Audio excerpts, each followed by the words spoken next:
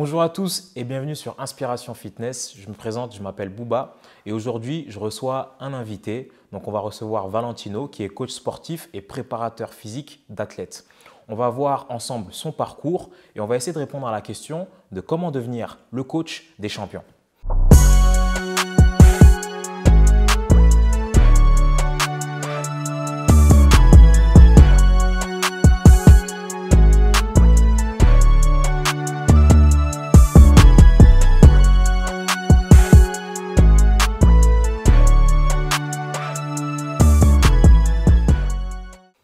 Bonjour Valentino, Bonjour, comment tu vas? très bien et toi? Ouais, ça va, la forme? Au top.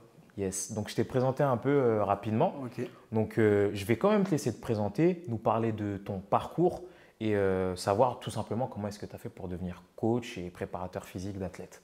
Ok, bah, très bien. Je suis coach, préparateur physique, spécialisé dans les sports de combat et plus particulièrement dans la boxe, donc kickboxing ou boxe anglaise. Et voilà, bah, tout simplement, tout d'abord, déjà, je suis un grand passionné et moi-même athlète. C'est-à-dire que je baigne un petit peu dans le milieu depuis très jeune. Et puis pour moi, c'était une continuité de descendre du ring et passer derrière les barrières pour maintenant coacher. Donc tu as été toi-même pratiquant boxe, tu as pratiqué combien de temps? J'ai pratiqué environ, ça fait environ 10 ans aujourd'hui. Donc si je comprends bien, au début tu pratiquais et rapidement tu t'es dit que peut-être tu n'allais pas faire carrière dans la pratique, en tout cas de la boxe, et qu'il fallait que tu te réorientes. Donc tu as passé des diplômes, tu as passé quel diplôme? Donc j'ai passé mon BAFA, après j'ai passé un BPGEPS, mention CED, donc AG2F. J'ai même fait la classe préparatoire pour être sûr d'avoir toutes les compétences et voilà. Et ce qui était bien dans cette classe préparatoire, c'est que j'ai travaillé. C'est-à-dire qu'en fait j'étais déjà dans entre guillemets le monde de la remise en forme avant même d'être vraiment diplômé. Et puis en parallèle de ça, je coachais un peu à ma salle de boxe et j'ai passé même un diplôme universitaire de préparation physique et de réathlétisation à l'université d'Evry et beaucoup de petites certifications. Comme tu me disais, tu as passé le BPJEPS, tu as fait un DU aussi. Et c'est des diplômes qui sont assez génériques de base, qui ne sont pas ultra spécialisés. Bon, après, pour le DU, il y a une spécificité, mais ça reste quand même assez global dans le sport. Ça peut s'appliquer à beaucoup de sports. Pareil pour le BP. Donc, tu as fait deux diplômes assez génériques. Et en fait, c'est tout naturellement à cause de la pratique de la boxe que tu as fait précédemment que tu t'es réorienté sur le coaching d'athlètes de combat, en tout cas de boxe. C'est comme ça que ça s'est passé? Donc, tout ce que je voyais en cours, en fait, je me disais, mais c'est vraiment ça qui nous manque en fait en boxe anglaise, parce que c'est un sport avec un petit peu ancien et voilà, avec des codes, etc. Et puis moi, même en tant qu'athlète, je me suis dit, il me manquait pas mal de choses. Et moi, pourquoi j'ai voulu faire ce métier? C'était pour justement éviter de faire, de permettre aux athlètes de ne pas faire les mêmes erreurs que moi j'ai fait. Et tout ce qui me manquait, je me dis, il faut que je leur donne aujourd'hui.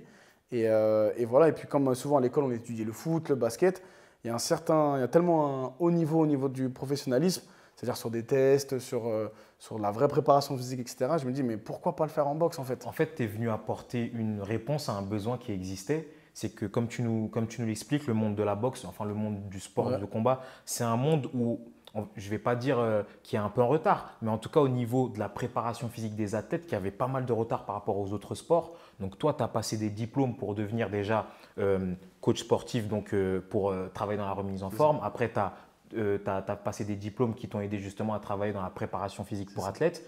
Et tu as décidé de ramener tout ça dans le monde qui t'a construit, donc le monde de la boxe. C'est ça, c'est bien ça en fait. En fait, moi, c'est simple, je me suis dit, attends, j'ai manqué de ça. Alors forcément, des boxeurs, ils doivent manquer de ça. Et c'est pourquoi en fait, j'ai essayé en tout cas modestement de le mettre en place. Après, ça n'a pas été facile parce que quand tu te confrontes très vite à des barrières, parce que les mentalités, etc., bien que les anciennes méthodes soient très bien, mais c'est pas vrai. toutes.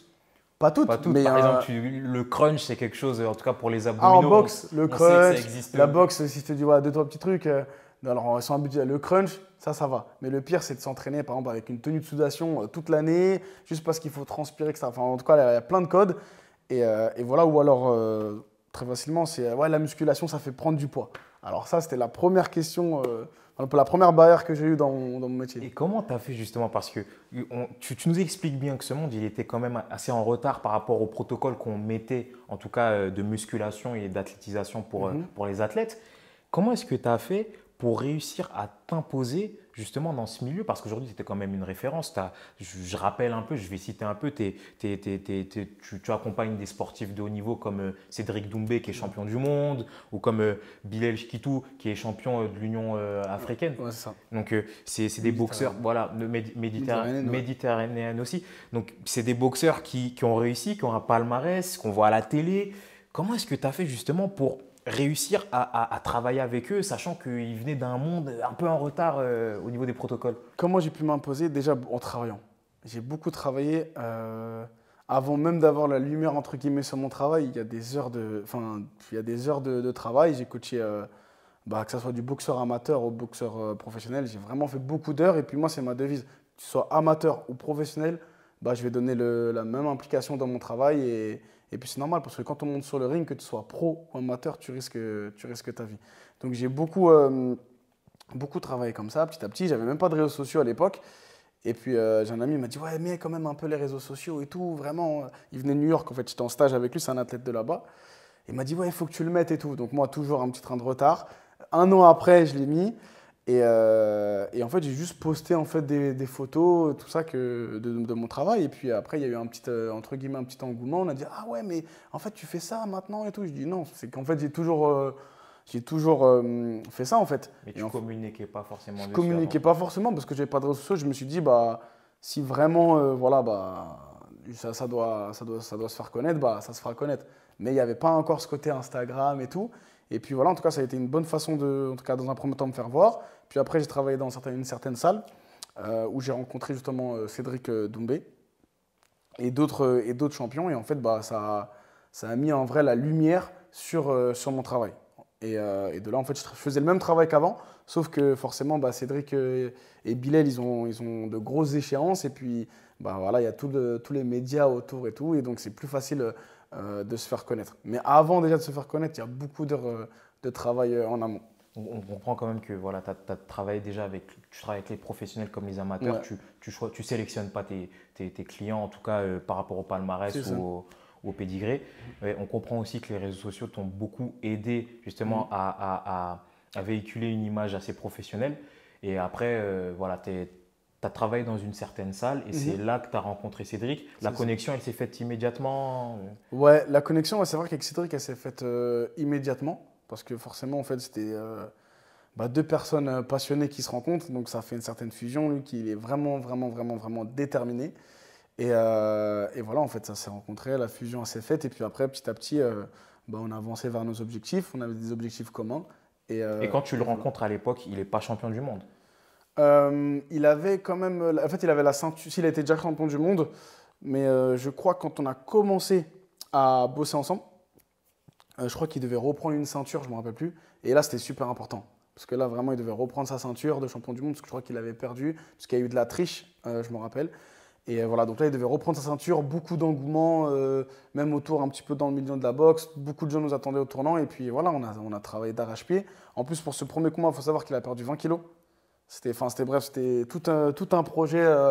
Voilà, c'est vrai que c'est un mangeur, il aime manger. Ouais, à l'époque, il mangeait beaucoup. Maintenant, il est tellement carré. Justement, la défaite, ça a été le meilleur des apprentissages. Ouais. Parce que c'était la diète en fait, qui posait problème. Ça peut avoir une répercussion sur le ring. Et depuis ce jour-là, il est super carré dans la bouffe, dans la diète et même après le combat. Mais en tout cas, ouais, voilà, on avait un gros enjeu, c'était de reprendre cette ceinture. Parce que forcément, après, c'est notre carrière. Après, et avec Bilal?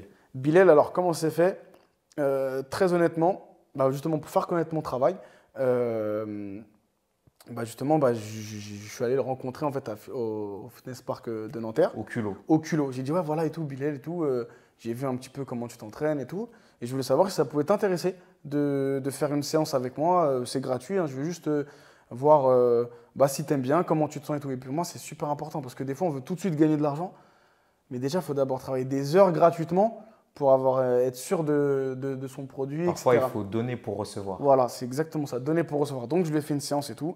Et il a vraiment apprécié. Donc, c'était cool. Et puis, avec lui, il y avait vraiment une connexion qui s'est faite. Déjà, humainement, c'est un amour. C'est comme mon frère aujourd'hui. Et c'est comme Cédric, pareil. Et voilà, donc on a fait une première séance ensemble. Il était déjà en préparation d'un combat. Donc, il faut éviter justement de changer un petit peu ses habitudes. Parce qu'il était sur la fin. Je l'ai laissé faire son combat. Il m'a dit, après mon combat, on commence à bosser ensemble. Et là, l'histoire, elle s'est faite. Et on a évolué tous les deux. Vous avez pris des ceintures et vous avez gagné des combats Ouais, ensemble. on a beaucoup appris aussi. Vraiment, chaque training camp, en fait, t'apprends. Et puis c'est cool, c'est pas fini. Maintenant, on vise le championnat du monde. Et il y a d'autres. Bon, voilà, on voit que tu récupères quand même les athlètes quand même assez tôt quand ils sont en train de se construire. C'est ça. Vous vous construisez ensemble parce que, comme tu le dis, vous vous construisez à deux. Il n'y a C'est pas ça. que qui se construisent, tu se construis Exact. aussi en tant Ouais, exactement. que préparateur. Et tu as aussi des jeunes pousses aujourd'hui qui travaillent avec toi. Je pense par exemple à Idriss, C'est Began, ça. Voilà, c'est ça. qui a été vainqueur de. Là, de son dernier combat déjà. Ouais. Et je crois que vainqueur, je sais pas, c'est championnat de France. Il avait une Coupe de France. Ouais, c'était une Coupe de France. Il a gagné la Coupe de France. Et là, il a gagné son dernier combat. Voilà, en fait, moi, je travaille en fait au projet. Plus que il y a à l'humain déjà et au projet. C'est super important. Et lui, comment elle s'est fait la connexion? Encore au culot, encore une fois? Non. Alors, il avait vu justement par le biais de Cédric et de Bilal mon travail. Et de là, en fait, on s'est rencontrés. Il m'a abordé, je crois que c'était au Fitness Park Nanterre. Bref, il m'a abordé, on a discuté.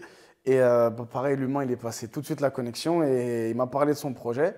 Et de là, on a commencé à travailler ensemble. Et puis, le projet était vraiment intéressant. Et je me suis dit, let's go, on y va ensemble vers ton objectif qui est le mien. Et voilà, c'est cool. Du coup, champion de France bientôt, on l'espère. Ouais, bientôt, j'espère. Franchement, et j'espère. On peut parler d'un petit dernier aussi, tu as Shadi, Shadi Baria, qui vise les Jeux Olympiques. Les Jeux Olympiques. Ouais, Shadi aussi, super athlète. Ouais. Une mentalité mais incroyable, vraiment pour son âge. 17 ans. Ouais, je crois qu'il a 18. Ouais, il a eu 18. Il a eu 18 ouais, ans. 18 ans, ouais, c'est ça. Il est vraiment, mentalement, c'est incroyable. C'est un professionnalisme comme, en tout cas, j'avais jamais vu à cet âge-là.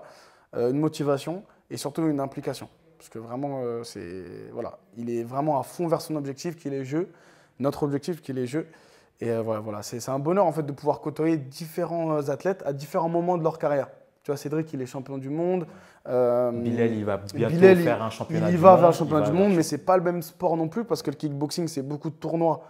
Et la boxe anglaise, c'est plus compliqué à monter. C'est vraiment chaque événement. Voilà, c'est vraiment plus dur. Mais ouais, Bilal, de toute façon, il sera champion du monde et c'est sûr. Shadi, qui lui vise justement les Jeux Olympiques.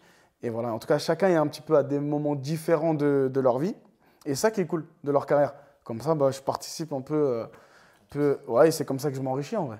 C'est comme ça. En tout cas, on voit que tu prends du plaisir à faire ce que tu fais. Ouais. On voit aussi toutes les réussites, mais il y a certainement des échecs. C'est sûr. Est-ce que tu peux nous parler un peu de tout ça? Tu as dû te heurter à certaines complications au niveau de ta carrière. Tu peux nous en parler un peu? Déjà, de faire de la prépa. De base, en fait, il faut savoir que la préparation physique dans la boxe, enfin, un préparateur physique dans la boxe, on se dit, mais ouais, mais ça sert à rien tout ça, la musculation, ça sert à rien. C'est bon, laisse-moi faire mon truc. À l'ancienne, ça marche très bien. Et donc, ouais, c'était vraiment ma première barrière qui n'a pas été facile parce que moi, j'étais super motivé, jeune et tout, à fond. Et puis, à chaque fois que je lui apporter un truc, ah, mais non, mais laisse-moi faire comme ça, nanana. Et donc, déjà, j'ai appris parce que peut-être c'était moi aussi comment j'ai apporté le truc. Tu sais, en mode, ouais, c'est révolutionnaire, il faut faire ça. Tac, c'est moderne. J'ai voulu trop changer les codes, or qu'il y a une certaine pédagogie à avoir. C'est petit à petit, c'est comme avec un athlète. Chaque préparation de combat, en fait, tu ne peux pas tout changer d'un coup. C'est petit à petit, on apprend, et on évolue, on progresse, etc. Donc peut-être que jeune et ambitieux, fougueux, j'étais un petit peu trop fort, donc c'est de ma faute. Mais voilà, c'était ma première barrière, c'était ça. C'était un petit peu se heurter à ces mentalités et de moderniser un peu l'entraînement de la boxe. Ça, c'est ton objectif. Ouais. Ça, c'est ton objectif, on le sent. Tu t'es donné une mission, en fait. Ça va être de réussir à changer un petit peu les mentalités dans ce secteur, dans cette sphère. Et tu y arrives aujourd'hui. Tu y arrives. C'est ça. Tu fais des belles choses.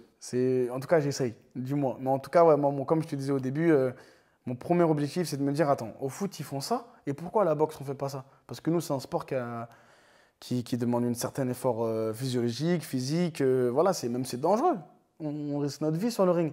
Et en vrai, pour être capable de donner autant d'efforts sur un ring, tu te dis, mais attends, mais une préparation physique, c'est la base. En fait, c'est une machine qu'on prépare, même si ça reste un être humain.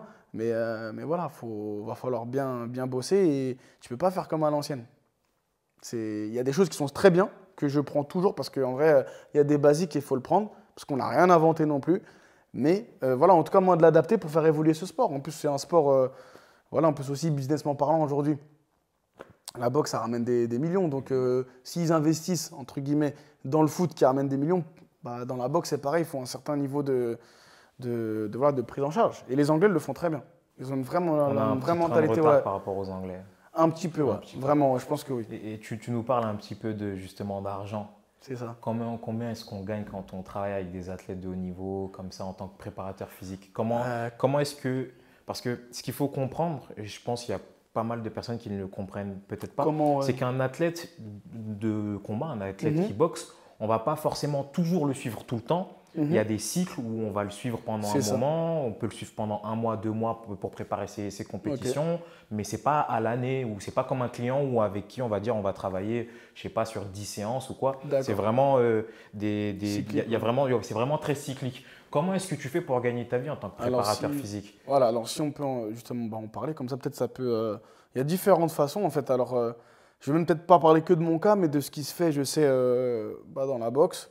Alors déjà, ça peut être comme un client, parce qu'en vrai, un athlète, c'est aussi un client si on demande rémunération. Donc ça peut se faire comme sous forme de forfait, comme on fait dans le coaching remise en forme. Donc c'est à la séance, on paye, etc. Après, on peut faire des forfaits, libre au coach de faire ses forfaits. Mais il y a un décalage entre prendre un individu lambda et prendre un athlète. Est-ce qu'au niveau des prix, c'est les mêmes? Est-ce que c'est un peu alors déjà, faut savoir qu'on peut être boxeur professionnel, mais pas vivre de son sport. C'est bizarre de dire ça. Mais il y en a très peu en France qui vont avoir de certaines bourses, comme voilà, par exemple Cédric ou d'autres, tu vois. Parce que tout le monde rêve de Mayweather un peu en boxe, mais personne en France a cette bourse-là. C'est un petit peu, c'est trop une vision un peu erronée. Et souvent, c'est vrai que les boxeurs pros, même dans mon entourage, quand ils passent pro, j'essaie tout de suite de leur dire, les gars, c'est en fait un vrai business. En fait, c'est une entreprise. Tu es une entreprise. Il te faut un staff, il te faut comme pas des employés, mais il te faut un staff, il te faut des gens qui comment on appelle ça, qui te soutiennent pour organiser justement des combats. À l'inverse, un peu du kickboxing, c'est en tournoi, mais en boxe anglaise, voilà, c'est beaucoup comme ça. Donc, voilà, c'est pas facile et les boxeurs n'ont pas forcément tous de revenus fixes. Donc voilà, donc faut pas croire qu'on gagne des millions tout de suite. Il faut être prêt à travailler gratuitement, je dis la vérité. Et voilà, donc bref, comment on peut se faire payer? On peut se faire payer soit à la séance, en forfait, un petit peu comme en coaching remise en forme, ou alors on peut se faire payer par exemple sur la bourse du combat, et ben, on peut prendre un pourcentage. Donc souvent les entraîneurs, ça peut être Alors les entraîneurs vraiment de boxe, tu sais, le vrai coach, head coach et tout, lui souvent ça peut prendre de 10 à 20%. Et de base, le préparateur physique n'est même pas dans le coin. En fait, c'est comme le foot à l'époque, les préparateurs physiques ne sont même pas reconnus, en vrai.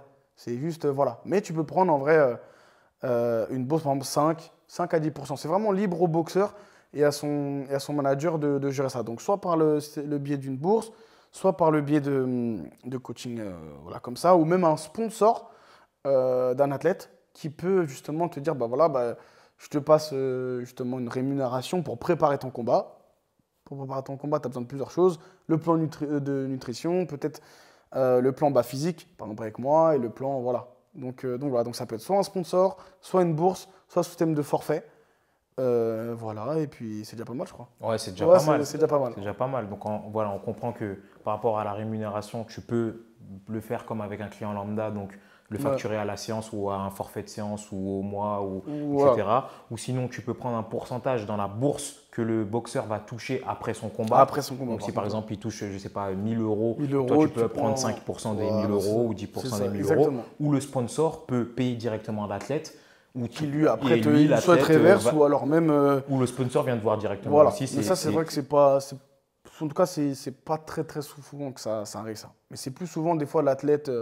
la bienveillance de l'athlète, il dit ouais, moi je veux ça, et voilà. Et aujourd'hui, est-ce que, à part les athlètes, tu coaches encore des individus lambda, tu fais un peu de la remise en forme encore? Ouais, je fais remise en forme. En fait, c'est la remise en forme et la préparation physique, c'est à la fois différent, mais très lié en fait. Parce que la santé, elle est au milieu. Et en fait, pour être performant, il faut être en bonne santé. Et c'est une deuxième partie de ma personnalité, le coaching remise en forme. J'adore transmettre de base. Donc dans tous les cas, donc j'aime ça en fait. Et puis en vrai, la santé, tout ce qui est coaching remise en forme, c'est de la préparation physique pour la vie, pour les contraintes de la vie. Tu vois, aujourd'hui, on a mal au dos, cervical, voilà. Donc c'est apporter ce qu'on fait aux athlètes, adapté justement à monsieur et madame tout le monde. Donc ça, je le fais aussi, notamment avec pas mal de chefs d'entreprise, en séminaire, etc. J'organise des séminaires pour justement les aider à optimiser leur performance dans la vie. Voilà, c'est ça. On n'a pas vite fait de te cataloguer comme entraîneur de boxe ou il n'y a pas cette image qui te colle un petit peu à la peau aujourd'hui, en tout cas dans ta casquette de coach de remise en forme? Si, mais peut-être que c'est un peu moi aussi avec ma communication. C'est vrai que je communique beaucoup, beaucoup là-dessus. Et puis sûrement, j'espère, en tout cas à l'avenir, essayer de montrer un petit peu plus ce que je fais justement en coaching remise en forme parce que je pense que j'ai des trucs à apporter, des petites choses à apporter sur la santé. Et voilà, des choses sur la prévention de blessures, etc. Ce qu'un athlète y fait, un client ou une personne lambda a besoin, notamment la mobilité thoracique, etc. Toutes ces petites choses de mobilité et tout, on a tous besoin. Donc voilà, c'est ça. Qu'est-ce que tu conseillerais aujourd'hui à un jeune coach ou un jeune préparateur physique qui aimerait avoir le même parcours que toi, c'est-à-dire travailler avec des athlètes de haut niveau, des champions, les amener justement à gravir ces échelons-là et à devenir pourquoi pas champion du monde? Qu'est-ce que tu leur conseillerais? Euh, Prépare-toi, ça va pas être facile. Va falloir, en fait, ça tombe pas comme ça. Aujourd'hui, avec Instagram et tout, on pense que vas-y, on fait le buzz et ça va marcher. Mais c'est pas comme ça, en fait. Il faut vraiment être passionné. C'est des heures de travail, c'est de la fatigue, c'est des remises en question, des fois des moments de pleurs. En vrai, je vais dire la vérité, hein. C'est pas facile parce que les gens, ils pensent que quand tu fais ce que t'aimes, c'est facile. C'est encore plus dur. Parce que quoi qu'il arrive, ton cœur, il va être touché. Tu vois, que ça aille bien ou pas bien, dans tous les cas, tu y penses tout le temps. Donc, il va falloir être vraiment passionné. Et il faut être prêt à, des fois, travailler même gratuitement pour apprendre. C'est pas tout de suite qu'on devient millionnaire. Je le souhaite à tout le monde, si c'est la volonté des gens. Mais en tout cas, d'être prêt, d'être passionné déjà, et d'être prêt à faire des efforts que les autres ne font pas, en tout cas. Et qu'est-ce que tu vois comme avenir, en tout cas pour l'industrie? Même, j'ai envie de dire, qu'est-ce que tu vois comme avenir pour la boxe dans la remise en forme et dans la préparation physique? Parce que je ne sais pas si c'est un phénomène qui est lié au Covid ou si c'est un phénomène qui grandit naturellement, mais on voit que la boxe prend de plus en plus de place dans le coaching de remise en forme Mm. et dans la préparation physique. Quel avenir est-ce que tu vois pour cette discipline?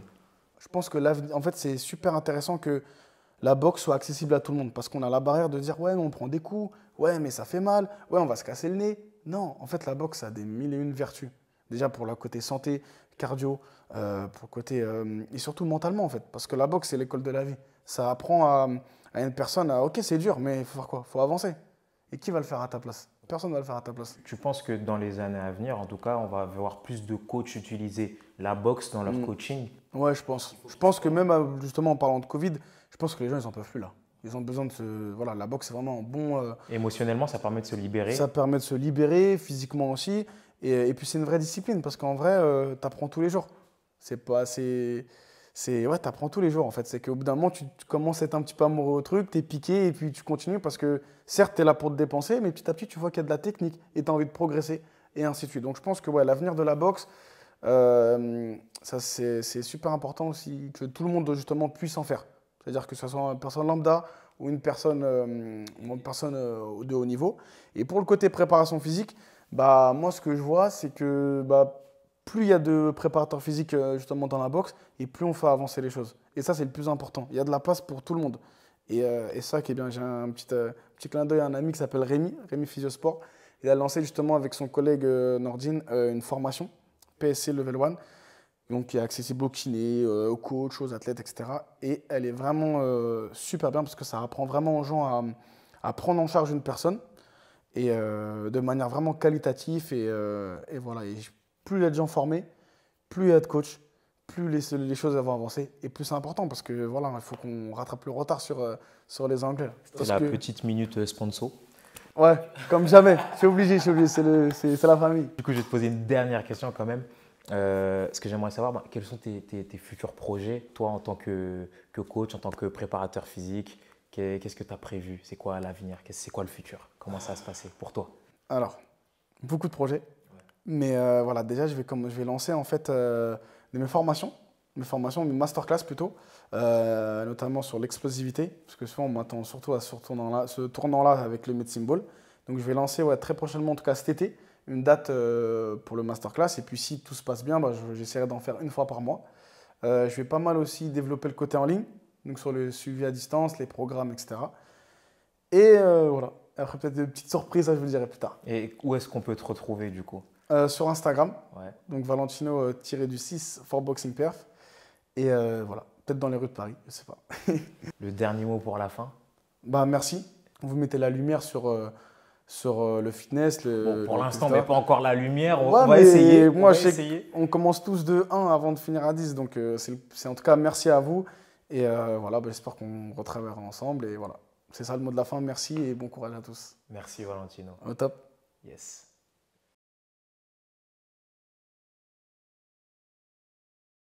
Sois toi. Parce qu'il y a une chose au monde que tu es capable de faire mieux que n'importe qui, tu es le champion du monde là-dedans, c'est être toi. Personne ne peut être toi mieux que toi. Alors sois toi. Et le truc, c'est que si tu veux être quelqu'un d'autre, tu seras jamais le meilleur à ça parce que lui sera mieux que toi là-dedans.